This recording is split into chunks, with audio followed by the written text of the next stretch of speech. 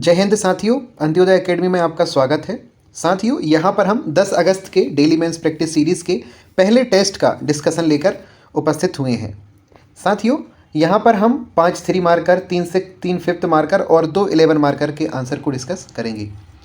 तो बिना विलंब किए हुए चलिए स्टार्ट करते हैं 3 मार्कर क्वेश्चन से। साथियों, पहला हमारा 3 मार्कर प्रश्न था मनु संहिता। साथियों, नया पैटर्न जो चेंज हुआ है उसके अनुसार बहुत सारे विद्यार्थियों को लगेगा कि यहाँ पर डाटा ज़्यादा दिया है। साथियों, कुछ प्रश्नों में डाटा ज़्यादा दिया है ताकि यदि वो 5th मार्कर में आते हैं तो भी आपके पास लिखने के लिए पर्याप्त डाटा हो, इसलिए यहाँ पर ज़्यादा दिए गए हैं। दूसरा तर्क यह है कि जो क्वेश्चन पेपर रहेगा उसकी आंसर बुक में 3 लाइनें रहेंगी। यदि आप ऊपर लिखते हैं लाइन पर तो आपके पास 4 लाइनें रहेंगी। तो इस तरह से आपको 3 से 4 पॉइंट लिखने की वहाँ पर छूट रहेगी। और यह बात तय मानिए कि यदि आप 1 या 2 लाइन में ही लिखेंगे तो नंबर 3 में से 3 नहीं मिलेंगे। जो 3 या 4 पॉइंट लिख कर आएगा उसे ही 3 नंबर दिए जाएंगे। तो चलिए इस तरह से देखते हैं पहला प्रश्न, मनु संहिता। मनु संहिता के बारे में सबसे पहले नॉर्मल सा परिचय देंगे। यह हिंदू धर्म ग्रंथ है। इसमें कुल 12 अध्याय हैं जिसमें 2684 श्लोक हैं। मनु संहिता की रचना का काल वैदिक काल माना जाता है। इसका मतलब है कि मनु संहिता को वैदिक काल में रचित किया गया था और इसमें मानव धर्म सूत्र का वर्णन किया गया है। तो साथियों, इसमें हमने पहले परिचय दे दिया कि यह क्या है, इसके अंदर क्या है, इसका काल क्या है और इसमें लिखा क्या है। तो हमने सारी चीज़ें इसको बता दी हैं। इस तरह से यह प्रश्न पूरा सेटिस्फाई हो गया है क्वेश्चन के अकॉर्डिंग। तो इस तरह से आपको उत्तर लिखने हैं। आप इसमें से कोई भी 3 पॉइंट लिख सकते हैं। चलिए आगे चलते हैं अगले प्रश्न पर। अगला प्रश्न था हड़प्पा सभ्यता की कोई 3 विशेषताएं लिखिए। हड़प्पा गलत लिख गया है, माफ़ कीजिएगा। हड़प्पा सभ्यता की कोई 3 विशेषताएं लिखनी थी। तो 3 विशेषताएं आप कोई सी भी लिख सकते थे। सबसे पहली और सबसे प्रमुख, यह एक नगरीय सभ्यता थी। नगर नियोजन अद्वितीय थी यहाँ का, तो आप लिख सकते हैं अद्वितीय नगर नियोजन प्रणाली। और भी यहाँ से जो साक्ष्य मिले थे जैसे विशाल स्नानागार, अन्नागार, कृषि के साथ व्यापार केंद्रित थी। इस तरह से आप इसकी विशेषताएं लिख सकते थे। और नगर नियोजन की विशेषताओं में अंदर भी लिख सकते थे कि जो सड़कें थीं वो एक दूसरे को समकोण पर काटती थी। इसके बाद जो बाजार था वो जहाँ पर चारों सड़कें मिलती थी, मुख्य सड़कें, वहाँ पर हाट यानी बाजार का आयोजन किया जाता था। इसके बाद जो हड़प्पाई लिपि थी उसको अभी तक पढ़ा नहीं जा सका है। तो इस तरह से हड़प्पाई सभ्यता की आप विशेषताएं लिख सकते थे। अब बात करते हैं अगले प्रश्न की। अगला प्रश्न था हाइडे स्पीच का युद्ध। हाइडे स्पीच का युद्ध साथियों आप लिख सकते थे कि 326 ईसा पूर्व में हुआ था और सिकंदर और पोरस, पंजाब के जो शासक थे पोरस, इन दोनों के बीच में हुआ था। यह झेलम वितस्ता नदी के किनारे हुआ था और इसे हाइडे स्पीच यानी झेलम वितस्ता का युद्ध भी कहा जाता है। इसका परिणाम क्या हुआ था कि परिणाम ये हुआ था सिकंदर विजय हो गया था और पोरस बहुत बहादुरी से लड़े थे लेकिन पराजित हो गए थे। तो ये हाइडे स्पीच का युद्ध आप यहाँ से लिख सकते हैं। अब देखते हैं अगला प्रश्न। अगला प्रश्न था रत्नमलिका। रत्नमलिका क्या था? रत्नमलिका राष्ट्रकूट शासक अमोघ वर्ष ने इसकी रचना की थी। रत्नमलिका जो ग्रंथ है उसकी रचना राष्ट्रकूट शासक अमोघ वर्ष ने की थी। आप सीधा भी लिख सकते हैं रचना राष्ट्रकूट शासक अमोघ वर्ष। इसके बाद नीचे लिख सकते हैं कि यह किस धर्म से संबंधित है, तो जैन धर्म से संबंधित। और इसमें है क्या, तो प्रश्न और उत्तरों का संग्रह है। प्रश्न उत्तर शैली में इसको लिखा गया है। यह रत्नमलिका के बारे में लिख सकते हैं। आगे चलते हैं। अगला प्रश्न था अप्रहत। अप्रहत किसे कहा जाता है? तो साथियों अप्रहत उस काल में, प्राचीन काल में, आप लिख सकते हैं प्राचीन काल में बिना जोती हुई जंगली भूमि को अप्रहत कहा जाता था। गुप्तकालीन अर्थव्यवस्था में कृषि से संबंधित थी। इस प्रकार 5 प्रकार की भूमि गुप्त काल में हुआ करती थी। तो अप्रहत इसी प्रकार की 5 प्रकार की भूमियाँ यहाँ होती थी, जिसमें से अप्रहत जिसे कहा जाता था वो बिना जोती हुई भूमि को कहा जाता था। साथियों आप हमारी MPPSC मेंस की टेस्ट सीरीज़ भी ज्वाइन कर सकते हैं जिसमें कुल 27 टेस्ट होने हैं जो कि MPPSC की तर्ज पर ही आयोजित किए जाएंगे। साथियों इसका रेट अब 899 नहीं रहा है, यह कल के लिए तक ही मान्य था। अब इसका एक्चुअल रेट यदि आप ज्वाइन करना चाहते हैं तो 1399 रुपये इसका शुल्क है। इसमें copy checking, model answer, video discussion, doubt clearing session सब रखा जाएगा। आइए लौटते हैं हमारे डिस्कशन पर। 5 मार्कर क्वेश्चन अब हम यहाँ पर देखेंगे। यहाँ पर 3 5 मार्कर क्वेश्चन का हम डिस्कस करेंगे। साथियों पहला क्वेश्चन दिया गया था, पहला क्वेश्चन था वर्ण व्यवस्था क्या है, इसकी उत्पत्ति को समझाइए। तो यहाँ पर देखते हैं। सबसे पहले छोटा सा एक परिचय देखेंगे 1 लाइन में या मुश्किल से 1.5 लाइन में। वर्ण व्यवस्था का सैद्धांतिक अर्थ है गुण, कर्म अथवा व्यवसाय पर आधारित समाज का 4 मुख्य वर्णों में विभाजन होना। ठीक है, इसी विभाजन का जो संगठन होता है वह कहलाता है वर्ण व्यवस्था। साथियों, यहाँ पर आप लिख सकते हैं कि वर्ण व्यवस्था का उल्लेख ऋग्वेद के 10वें मंडल में किया गया है। इसके बाद वर्ण व्यवस्था की दैवीय सिद्धांत के अनुसार मानव जाति की उत्पत्ति विराट पुरुष के मुख से ब्राह्मण की उत्पत्ति, और उसकी भुजाओं से क्षत्रिय की उत्पत्ति, जंघाओं से वैश्य की उत्पत्ति और पैरों से शूद्रों की उत्पत्ति हुई है। यहाँ पर आप शॉर्ट में भी लिख सकते हैं कि वर्ण व्यवस्था का दैवीय सिद्धांत डैश मानव जाति की जो ब्राह्मण हैं उनकी उत्पत्ति मुख से, भुजाओं से क्षत्रिय, जंघाओं से वैश्य और पैरों से शूद्रों की उत्पत्ति हुई है। तो यहाँ पर दो चीज़ें क्लियर हो जाएंगी। पहला ये कि वर्ण व्यवस्था के चारों वर्ण आपने लिख दिए हैं और यह भी बता दिया है कि पुरानी मान्यता क्या है इनके आधार पर। तो इस तरह से आप इस पॉइंट को लिख सकते थे शॉर्ट में करके। अब नीचे हमने ये लिखा है कि वर्ण व्यवस्था का उल्लेख यदि आप पहले लिख देते हैं कि 10वें मंडल के पुरुष सूक्त में है तो ये लिखने की जरूरत नहीं है। यदि और व्यापक लिखना चाहते हैं तो यहाँ पर ये भी लिख सकते हैं आप कि वर्ण व्यवस्था का उल्लेख ऋग्वेद, उपनिषदों और विभिन्न महाकाव्यों जैसे महाभारत के शांति पर्व में मिलता है। महाभारत तक ही लिख सकते हैं कि महाभारत में मिलता है। यदि ज़्यादा स्पेसिफिक होना चाहते हैं तो शांति पर्व भी लिख सकते हैं। साथियों, यहाँ पर एक बात ध्यान देने योग्य है कि आप जितने ज़्यादा स्पेसिफिक होंगे किसी सब्जेक्ट में, किसी टॉपिक में, किसी भी प्रश्न में, उतने ज़्यादा अंक आपको अर्जित होंगे। इसीलिए ज़्यादा से ज़्यादा आप कोशिश करें कि टू द पॉइंट लिखें, सटीक लिखें और जो भी पूछा गया है उसके अनुसार ही लिखें। चलिए इस क्वेश्चन को लास्ट में कंक्लूड करते हैं। मनुस्मृति में वर्ण का संबंध कर्म से दिया गया है। इस प्रकार अलग अलग साहित्य में वर्ण व्यवस्था की उत्पत्ति के अलग अलग कारण बताए गए हैं।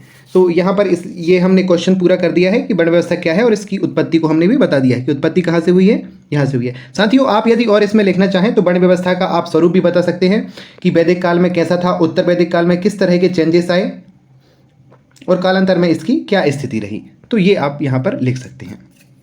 अगले प्रश्न पर चलते हैं। अगला प्रश्न था कुषाणकालीन संस्कृति का वर्णन कीजिए। कला एवं संस्कृति बताना थी कुषाणकालीन, कनिष्क के टाइम पे जो हुआ करती थी ऐसी बताना है। तो सबसे पहले छोटा सा इंट्रो लिखेंगे कि 200 ईसा पूर्व से जिस युग की शुरुआत होती है उसमें मौर्य राजवंश के अतिरिक्त कुषाण सबसे ज़्यादा प्रसिद्ध हुए थे। राजनीतिक शांति के चलते कुषाण युग में धर्म, साहित्य, कला, विज्ञान, व्यापार, वाणिज्य के क्षेत्र में खूब प्रगति हुई थी। इसके बाद हम आते हैं कला एवं संस्कृति के मेन बॉडी जो होती है प्रश्न की उस पर। मथुरा एवं गांधार जैसी कला नई शैली का विकास हुआ था। गांधार शैली को ग्रीक या बौद्ध शैली भी कहा जाता था। साथियों, मेन क्वेश्चन इसका यही है कि जो शैलियां हैं उन शैलियों को यहाँ पर बताना है और जो भी सांस्कृतिक कार्य वहाँ पर किए गए हैं उनको यहाँ पर लिखना है। तो आइए आगे चलते हैं। मथुरा और गांधार शैली की कलाएं विकसित हुई थी। आप चाहें तो इन शैलियों को यहाँ पर थोड़े थोड़े डिफाइन कर सकते हैं कि इनमें कौन से पत्थर का उपयोग होता है, किसमें बौद्ध की मूर्तियाँ ज़्यादा बनी हैं, तो ये यहाँ पर आप लिख सकते थे। कुशल शासक कनिष्क अनेक बौद्ध विहारों, जातियों एवं स्तूपों का निर्माण करवाया था। बौद्ध धर्म से संबंधित चतुर्थ बौद्ध संगीति का आयोजन कश्मीर के कुंडलवन में किया गया था। साथ ही में भारत में सर्वप्रथम सोने के सिक्के बिम कडफिसस ने ही चलाए थे। तो ये आप लिख सकते हैं यहाँ पर। साथ ही में अब लास्ट में जब हम कंक्लूड करने का आता है तो अब एक लाइन लिख सकते हैं, थोड़ी सी 1 या 2 लाइन में आपको कंक्लूड करना पड़ेगा। वर्तमान में उत्तर प्रदेश के मथुरा में विकसित कला को मथुरा शैली के नाम से जाना जाता था, जो पहली सदी की शुरुआती चरण में स्वदेश की तर्ज पर विकसित हुई थी। यह कुषाण काल की ही देन थी। साथियों, यहाँ पर बहुत सारे लोग बोलते हैं कि इंट्रोडक्शन और कंक्लूजन लिखना अनिवार्य नहीं है। हम भी मानते हैं कि अनिवार्य नहीं है, लेकिन कुछ विषयों में जैसे कि विज्ञान का विषय है, तकनीकी है, उसमें ज़रूरत नहीं है कि आप इंट्रोडक्शन लिखें और कंक्लूजन लिखें। लेकिन इतिहास हो गया, पॉलिटी हो गया, इस तरह के सब्जेक्टों में कंक्लूड करना जरूरी है।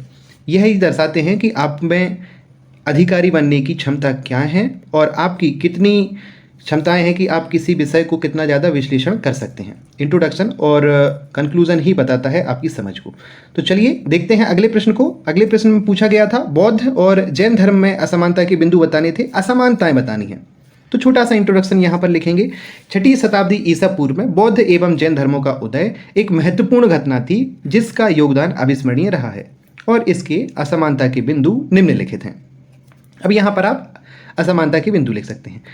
साथियों, ये आप अलग अलग भी लिख सकते हैं, जैसे कॉलम बनाकर एक तरफ बौद्ध एक तरफ जैन। यदि आप चाहें तो साथ में भी लिख सकते हैं। यहाँ पर साथ में लिखा गया है। देखिए, बौद्ध धर्म में मोक्ष के लिए मध्यम मार्ग पर बल दिया गया है, वहीं जैन धर्म में घोर तपस्या, शरीर त्याग को आवश्यक माना गया है। बौद्ध धर्म आत्मा में विश्वास नहीं करता है, जबकि जैन में आत्मा की प्रधानता है। जैन धर्म में नग्नता को अनिवार्य माना गया है, जबकि बौद्ध धर्म में यह अनुपस्थित था, क्योंकि ये मध्यम मार्ग को अपनाते थे। बौद्ध धर्म की अपेक्षा जैन धर्म में अहिंसा एवं अपरिग्रह पर अत्यधिक बल दिया गया है। जैन धर्म जो है वो कट्टरवादी के रूप में माना जाता था, इसलिए इनमें अहिंसा, घोर अहिंसा, अपरिग्रह पर ज़्यादा बल दिया जाता था। बौद्ध धर्म वाले मध्यम मार्ग अपनाते थे। मध्यम मार्ग से ही सब कुछ प्राप्त किया जा सकता है, यह बौद्ध धर्म का केंद्रीय विचार था। गौतम बुद्ध द्वारा तत्कालीन समाज में विद्यमान कुरीतियों पर जिस प्रकार से कुठाराघात किया गया, उस प्रकार महावीर द्वारा नहीं किया गया है। ये अंतर के बिंदु आप यहाँ पर लिख सकते थे।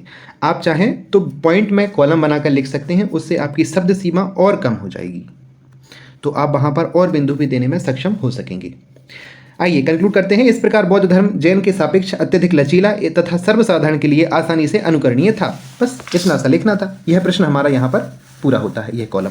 अब आते हैं 11 मार्कर क्वेश्चन पर। साथियों, यहाँ पर 2 11 मार्कर क्वेश्चनों को हम डिस्कस करेंगे। पहला प्रश्न है, ऋग्वैदिक काल और उत्तर वैदिक काल की सामाजिक व्यवस्था की तुलना कीजिए। तो ऋग्वैदिक काल में कैसी थी व्यवस्था सामाजिक, और उत्तर वैदिक काल में कैसी व्यवस्था थी, इन दोनों को यहाँ पर हमको बताना है। तो चलिए देखते हैं। ऋग्वैदिक काल 1500 से 1000 ईसा पूर्व तक था। पूर्व वैदिक समाज का तात्पर्य वैदिक समाज से है, जहाँ समाज समतामूलक था। ऋग्वैदिक काल में सामाजिक व्यवस्था सहयोग एवं सहभागिता पर आधारित थी। इस समय समाज पितृसत्तात्मक होने के बावजूद भी स्त्री और पुरुष में विभेद नहीं था। देखिए, ये सामाजिक स्थिति हम बता रहे हैं कि पितृसत्तात्मक था, लेकिन दोनों की समानता थी, वहाँ पर कोई विभेद नहीं था। ऋग्वेद संहिता ही एकमात्र साहित्यिक स्रोत है जो ऋग्वैदिक काल की जानकारी हमें उपलब्ध कराता है। इसके बाद हम यहाँ पे छोटा सा इंट्रोडक्शन देते हैं उत्तर वैदिक काल का। उत्तर वैदिक काल का समय क्या रहा है? 1000 से 600 ईसा पूर्व तक का समय था। यह युग आर्य संस्कृति के प्रचार और विकास, अभ्युदय, उत्कृष्ट मतभेद और ऊहापोह तथा विभिन्नीकरण का युग था। यजुर्वेद, सामवेद, अथर्ववेद, ब्राह्मण ग्रंथ, उपनिषद इस काल की जानकारियों के प्रमुख साहित्यिक स्रोत हैं। ये यहाँ से हमने छोटा सा इंट्रो लिखा। अब आते हैं मेन बॉडी पर। ऋग्वैदिक समाज पितृसत्तात्मक था और संयुक्त परिवार की प्रथा प्रचलित थी। साथ ही में वर्ण व्यवस्था के कुछ प्रमाण ऋग्वैदिक समाज में भी दिखाई देते हैं। वहीं यदि बात करें उत्तर वैदिक काल की, तो सामाजिक व्यवस्था का आधार वर्णाश्रम व्यवस्था थी, परंतु इनमें कठोरता आने लगी थी और वर्णों का आधार नर्म ना होकर जाति पर आधारित, कर्म ना होकर जाति आधारित होने लगा था। माफ़ कीजिएगा, वॉइस टाइपिंग में मिस्टेक हो जाती है थोड़ी सी, तो टाइपिंग में गलत हो गई है। यहाँ पर लिखा गया है कि वर्णों का आधार कर्म नहीं था, बल्कि जाति आधारित होने लगा था। साथ ही में व्यवसाय आनुवांशिक होने लगी थी। ऋग्वैदिक काल में स्त्रियों को शिक्षा प्रदान की जाती थी। साथ ही में बाल विवाह, सती प्रथा और पर्दा प्रथा का प्रचलन नहीं था। विधवा विवाह प्रचलित था। वहीं उत्तर वैदिक काल में स्त्रियों की दशा में गिरावट आई थी एवं स्त्रियों के उपनयन संस्कार प्रतिबंधित हो गया था। ये साथियों सामाजिक व्यवस्था थी स्त्रियों के सापेक्ष में। इस तरह से आप इसको यहाँ पर डिफाइन कर सकते थे। ऋग्वैदिक सामाजिक स्थिति उत्तर वैदिक सामाजिक स्थिति से भिन्न नहीं थी, परंतु समाज की कुछ चीज़ों में परिवर्तन हो गए थे और नए परिवर्तन, जिनमें स्त्रियों की स्थिति, वर्ण व्यवस्था नए परिवर्तन के साथ अपनाई जाने लगी थी। इस तरह से इस प्रश्न को आप लिख सकते हैं। 11 मार्कर में चूंकि फॉर्मेट चेंज हुआ है, 200 शब्दों में आपको लिखना है पूरा, तो इस तरह से आपको यहाँ पर कंप्लीट करना पड़ेगा। अगला प्रश्न है 11 मार्कर, यह लास्ट प्रश्न है हमारा। क्वेश्चन था, द्वितीय नगरीकरण के उदय के कारण बताइए। आपको द्वितीय नगरीकरण के उदय के कारण बताना था। सबसे पहले इंट्रो फॉर्म में लिखेंगे द्वितीय नगरीकरण क्या था, यहाँ पर हम थोड़ा सा परिचय दे देंगे। सिंधु घाटी सभ्यता के नगर 1900 ईसा पूर्व के आसपास विलुप्त हो गए थे। तब से लगभग 1400 वर्षों तक भारत में कोई भी शहर नहीं बस पाया था। ईसा पूर्व लगभग 5वीं शताब्दी में मध्य गंगा के मैदानों में नगरों के प्रकट होने के साथ ही द्वितीय नगरीकरण की शुरुआत हुई। इसके पीछे भौगोलिक, आर्थिक, सामाजिक एवं राजनीतिक कारकों का परस्पर प्रभाव उत्तरदायी रहा है। ईसा पूर्व तक नगरीकरणों का पूर्ण स्वरूप दिखाई पड़ने लगा था। इसी को हमने क्या कहा है, द्वितीय नगरीकरण कहा गया है। अब यहाँ पर हम मेन बॉडी पर आ जाते हैं प्रश्न की। यहाँ पर हमने पूछा था कि द्वितीय नगरीकरण के उदय के कारणों को बताना था।